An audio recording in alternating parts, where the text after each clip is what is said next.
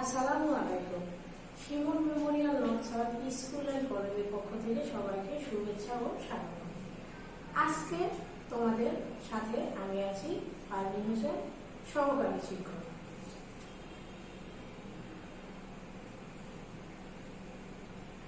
এসো বোর্ডের দিকে আমরা চিত্রটা একটু দেখে নিই। এই চিত্রটা দেখে কি বোঝা যাচ্ছে? এখান থেকে একটা এনার্জি ইন হচ্ছে এখানে, তারপর এখানে গিয়ে শেষ হচ্ছে। এটার মানে কি বোঝা যাচ্ছে? তোমরা কি এই চিত্রটা দেখে কিছু বুঝতে পারছো? হ্যাঁ, এখান থেকে আমরা যেটা বুঝতে পারছি সেটা হলো শক্তি ও কাজ সম্বন্ধে আমরা একটু জেনেছি। দশম শ্রেণীর শিক্ষার্থীরা, তোমাদের আজকে যে অধ্যায়টা আমরা আলোচনা করব সেটা হলো কাজ, ক্ষমতা ও শক্তি। এটা হলো আমাদের চতুর্থ অধ্যায়। এবার আসো আজকের ক্লাস থেকে আমরা কি কি শিখন ফল অর্জন করবো সেইটুকু জেনে নেব। প্রথমে শক্তি কি তা বলতে পারবে, গতিশক্তি কি তা বুঝতে পারবে, শক্তির প্রকারভেদ সম্বন্ধে বলতে পারবে, গতিশক্তির সূত্র ব্যবহার করে বিভিন্ন গাণিতিক সমস্যার সমাধানও করতে পারবে। এবার আসো আজকের ক্লাসে আমরা কি কি শিখবো সেটা জেনে নেব। আজকের ক্লাসের আলোচ্য বিষয়ের মধ্যে যেটা আছে সেটা হলো কাজ ও কাজের একক, শক্তি, শক্তির মাত্রা, শক্তির বিভিন্ন রূপ, গতিশক্তি, বিভব শক্তি এবং শক্তির বিভিন্ন উৎস। এবার আমরা শুরুতে আলোচ্য বিষয় যেটা আছে কাজ ও কাজের একক। কাজ কি? কাজ কি তোমরা বলো তো? প্রতিদিন আমরা অনেক ধরনের কাজ করে থাকি, হাজারো কাজ করে থাকি। আসলে সেই কাজগুলো কি বিজ্ঞানের ভাষায়ও কাজ হচ্ছে? একটা দারোয়ান সারা দিন বসে থেকে দরজার সামনে সে বাড়ি পাহারা দিচ্ছে। যদি সে বসে থেকে তার অবস্থানের কোনো পরিবর্তন না হয়, যদি সে সারাদিন শুধু বসে থেকেই কাজ করে, তাহলে আমরা কিন্তু তাকে বলি সে সারাদিন অনেক কাজ করবে। কিন্তু বিজ্ঞানের ভাষায় সেটা কোনো কাজ নয়। বিজ্ঞানের ভাষায় কাজ হতে হলে তার অবস্থানের পরিবর্তন হতে হবে, অর্থাৎ তার স্মরণ ঘটতে হবে, তবে আমরা তাকে কাজ বলবো। এবার আসো বিজ্ঞানের ভাষায় কাজ কি সেটা আমরা জেনে নিই। এখানে দেখো বিভিন্ন চিত্র দেওয়া আছে। এখানে একজন সাইকেল চালাচ্ছে, একজন ঘর মোছামুছি করছে, এখানে কেউ দৌড়াচ্ছে, এখানে রাস্তা দিয়ে হেঁটে যাচ্ছে। তার মানে এখানে প্রত্যেকটা চিত্রেই মানুষটার অবস্থানের পরিবর্তন হচ্ছে, স্মরণ ঘটছে। তাহলে বিজ্ঞানের ভাষায় যেটা বললাম যে কাজ কি, দৈনন্দিন জীবনে কোনো কিছু করাকে কাজ বললেও বিজ্ঞানের ভাষায় কি হচ্ছে? কাজ হতে হলে অবশ্যই অবশ্যই অবস্থানের পরিবর্তন হতে হবে, অর্থাৎ বস্তুর যদি স্মরণ ঘটে তাহলে বিজ্ঞানের ভাষায় সেটাকে আমরা কাজ বলবো। এবার কাজের সংজ্ঞা হলো কোনো বস্তুর উপর বল প্রয়োগে যদি বস্তুটির অবস্থান পরিবর্তন হয় তাহলে সেটাকে বলা হবে কাজ। অর্থাৎ কাজ হলো বল গুণ স্মরণ। এখানে দেখো কাজ বললাম, কাজ হলো বল আর বলের দিকে অতিক্রান্ত দূরত্ব বা স্মরণ। এখন কোন বস্তুর উপর যদি এফ পরিমাণ বল প্রয়োগ করা হয় এবং তার ফলে যদি এস দূরত্ব বা স্মরণ ঘটে, তার কৃত কাজের পরিমাণটা হবে ডাব্লিউ। তাহলে আমরা বলতে পারি ডাব্লিউ সমান এফ এস, অর্থাৎ কাজ সমান বল এবং বলের দিকে উপাংশ। এখানে আরেকটা কথা বলিনি, সেটা হলো কাজের কোনো দিক নাই। কাজ কিন্তু যে কোনো দিকে হতে পারে, কাজের ফলে স্মরণটা যে কোনো দিকে হতে পারে, যার জন্য কাজকে বলা হয় একটি স্কেলার রাশি। এবার আসো কাজের মাত্রা সম্বন্ধে আমরা জেনে। কাজের মাত্রা আমি আগেই তোমাদেরকে বলেছি যে কাজ, একটু আগেই আমরা যেটা দেখে আসলাম যে কাজ সমান বল গুণ স্মরণ। এবার কাজের মাত্রাটা আমরা কিভাবে বের করবো, আসো আমরা একটু বোর্ডে দেখে নিই কিভাবে কাজের মাত্রা বের করবো।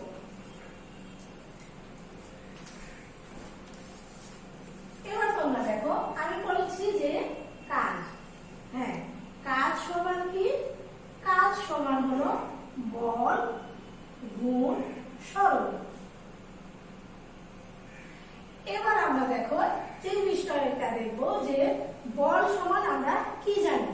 বল সমান আমরা জানি ভর গুণ ত্বরণ, ভর গুণ ত্বরণ। তাহলে এখানে বল থেকে আমরা কি পেলাম? বল থেকে আমরা পেলাম ভর ভর আর ত্বরণ। আর এখানে আমাদের কি আছে? সরণ। সরণটা যেরকম ছিল সেরকমই রেখে দাও। এবার আসো, ভর থেকে আমরা তেমন কিছুই পাচ্ছি না, ভর মৌলিক রাশি সেটা থেকে গেল। এবার ত্বরণ। ত্বরণকে ভাঙলে আমরা কি পাবো? হ্যাঁ, ত্বরণকে ভাঙলে আমরা পাবো সরণ ভাগ সময় স্কয়ার।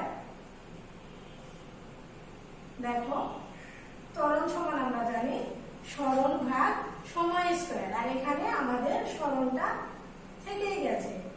এবার আসো, এখানে ভর থাকলো, এখানে সরণ, দেখো উপরে দুইটা সরণ থাকলো, তাহলে কি হবে? সরণের উপর স্কয়ার, আর নিচে কি হচ্ছে? সময় দুটো আছে আমাদের, যার জন্য আমরা বলবো সময়ের উপর স্কয়ার।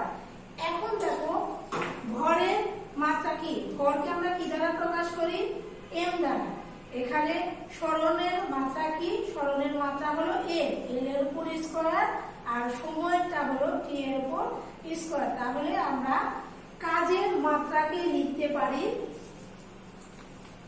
এম এল স্কয়ার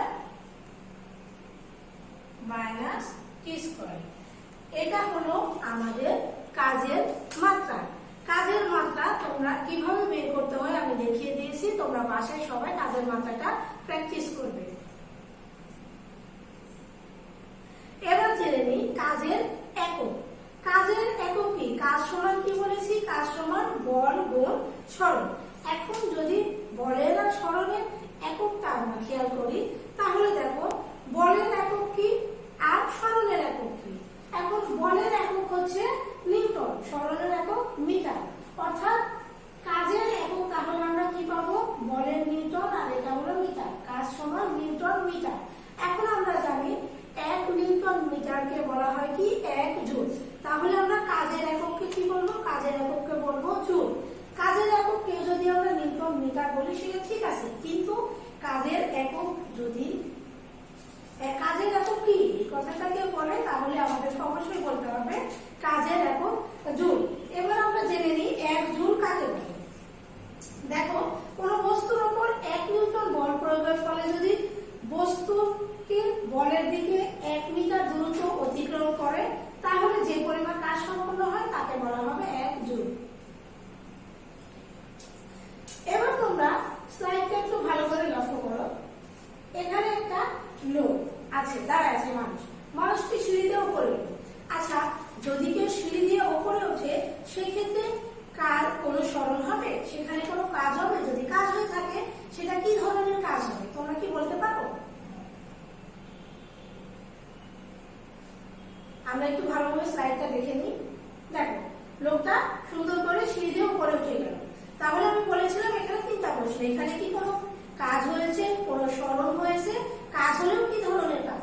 হ্যাঁ, এখানে সরণ হয়েছে, এখানে কাজ হয়েছে। যে কাজটা হয়েছে সেটা হলো ঋণাত্মক কাজ বা বলের বিরুদ্ধে কাজ। তোমরা ভালো করে জানো যে যখন সিঁড়ি দিয়ে কেউ উপরে ওঠে তাহলে সেটা কি হয়? বলের বিরুদ্ধে কাজ হয়। এরপরে আরেকটা বিষয় দেখো, এখানে যখন লোকটা কোনো মানুষ সিঁড়ি দিয়ে নিচে নামবে সেক্ষেত্রে কি হবে? যদি কোনো মানুষ সিঁড়ি দিয়ে নিচে নামবে সেখানে কি তার সরণ ঘটছে? হ্যাঁ, সরণ ঘটছে। সেখানে কি কোনো কাজ হচ্ছে? অবশ্যই কাজ হচ্ছে। সেটা কি ধরনের কাজ?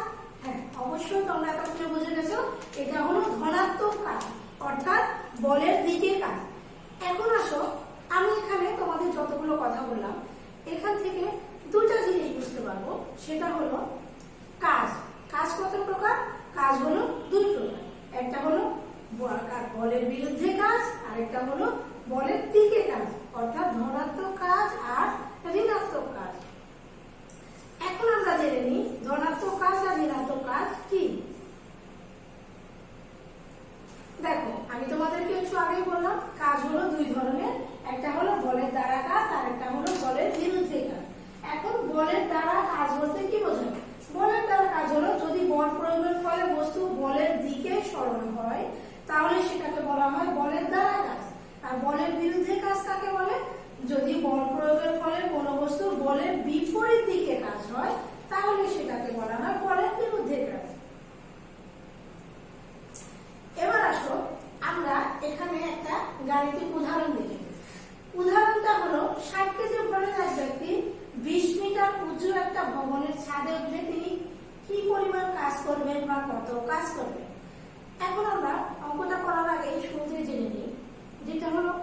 তোমাদেরকে একটু আগেই বললাম যে কাজ সমান কি, কাজ সমান হলো বল গুণ বলের দিকে সরণ।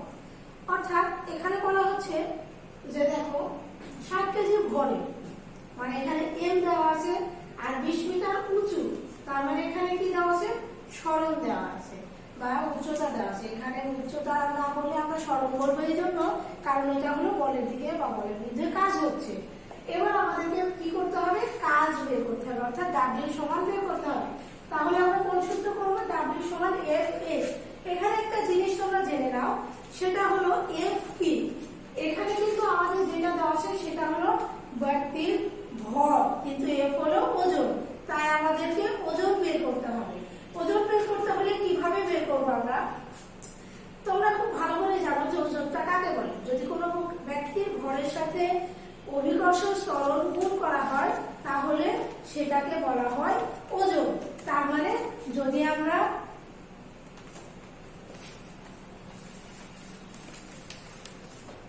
যদি কোনো মানুষের ভরের সাথে 9.8 গুণ করি, অর্থাৎ এখানে দেখো এখানে হচ্ছে আমাদের এম দেওয়া আছে, এম সমান হলো 60 কেজি। এখন 60 কেজির সাথে যদি আমরা 9.8 অর্থাৎ অভিকর্ষ ত্বরণ গুণ করি, সেক্ষেত্রে আমরা যেটা পাবো সেটা হবে আমাদের এফ। এবার হচ্ছে তোমরা এখানে দেখো 9.8 গুণ করলে যেটা পাচ্ছি সেটা হলো 588 নিউটন।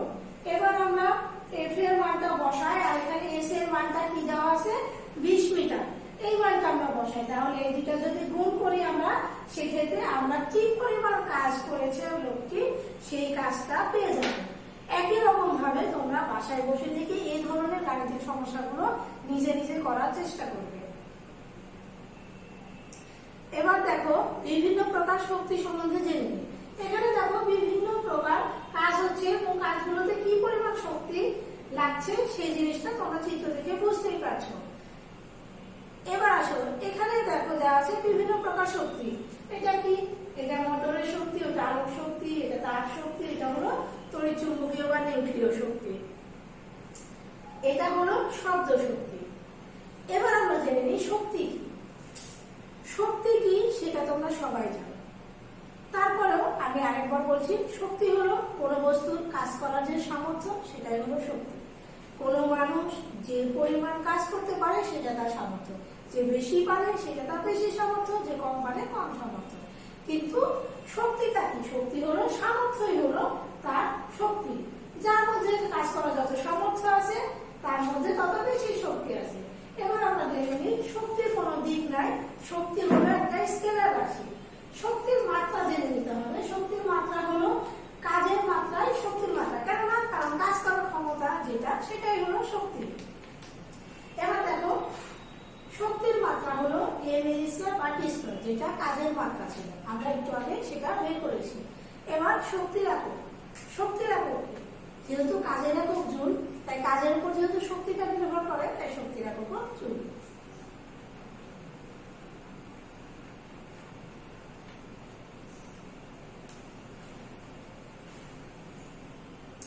এবার আমরা জেনে নিই বিভিন্ন প্রকার শক্তি সম্বন্ধে। যান্ত্রিক শক্তি সাধারণত দুই প্রকার, একটা হলো গতিশক্তি আর একটা হলো বিভব শক্তি। এবার জেনে নেব গতিশক্তি কাকে বলে এবং বিভব শক্তি কাকে বলে। গতিশক্তি কাকে বলে, কোন বস্তু বা গতিশীল বস্তু তার গতির জন্য কাজ করার যে সামর্থ্য লাভ করে তাকে বলা হয় গতিশক্তি। দেখো এখান থেকে যখন সে এখানে স্টেপ করে পড়বে, কি পরিমাণ শক্তি দিয়ে পড়বে, কি পরিমাণ গতি দিয়ে পড়বে, সেটাই তার হবে গতিশক্তি। এবার আমরা জেনে নেব বিভব শক্তি। তার আগে আসো জেনে নিই গতিশক্তি সম্বন্ধে আর একটা বিষয়। এখানে দেখো আমি দিয়েছি নির্দিষ্ট ভরের কোন বস্তুর গতিশক্তি এর বেগের বর্গের সমানুপাতিক, অর্থাৎ গতিশক্তি সমান হাফ এম ভি স্কয়ার। এই সমীকরণটা আমরা প্রমাণ করতে পারি কিনা সেটা একটু খেয়াল করো।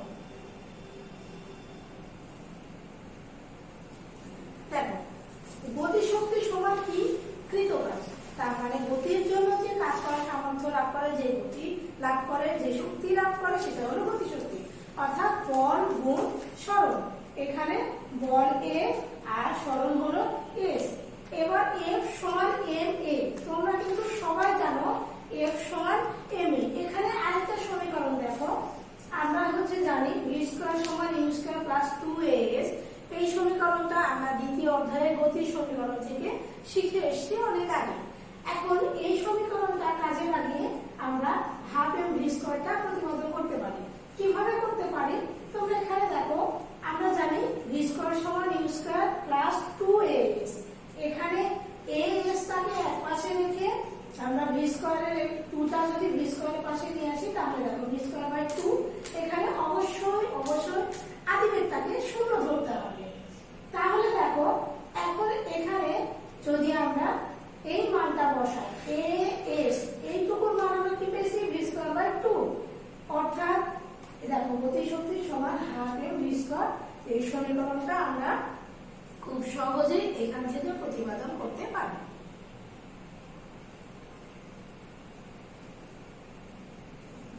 অর্থাৎ এখানে কি হলো, গতিশক্তি হাফ, m হলো ভর আর v হলো বেগ। তাহলে এখান থেকে আমরা কি পাই, গতিশক্তি বস্তুর ভর ও বেগের উপর নির্ভর করে। কি হলো, গতিশক্তি বস্তুর ভর এবং বেগের উপর নির্ভর করে। বস্তুর ভর যত বেশি হবে তার গতিশক্তি তত বেশি হবে, এবং বস্তুর বেগ বেশি হলে গতিশক্তিও বেশি হবে। এবার আমরা দেখে নিব বিভব শক্তি। বিভব শক্তিটা হলো বস্তুর মধ্যে সঞ্চিত শক্তি, অর্থাৎ বিভব শক্তি সমান বস্তুর ভর, অভিকর্ষ ত্বরণ এবং উচ্চতা। বিভব শক্তিকে ইপি দ্বারা প্রকাশ করা হয়, আর আমরা জানি বিভব শক্তি ইপি সমান mgh। এটা কেন জানি, যে বস্তুর ভর, অভিকর্ষ ত্বরণ এবং উচ্চতা এটার উপরে নির্ভর করে এই সমীকরণটা। এবার আসো হাফ m v স্কয়ার সমীকরণটা সম্বন্ধে আমরা যেটা জানলাম সেখান থেকে একটা গাণিতিক সমস্যার সমাধান করার চেষ্টা করি। দেখো এখানে দেওয়া আছে 70 কেজি ভরের একজন দৌড়বিদের গতিশক্তি 1715 জন। তাহলে তার বেগ কত? ভর দেওয়া আছে, গতিশক্তি দেওয়া আছে, কি করতে হবে, v বের করতে হবে। তোমরা বুঝতেই পারছো এই অঙ্কটা খুবই সিম্পল, এবং তোমরা এটা দেখে খুব সহজে অঙ্কটা করে নিতে পারো।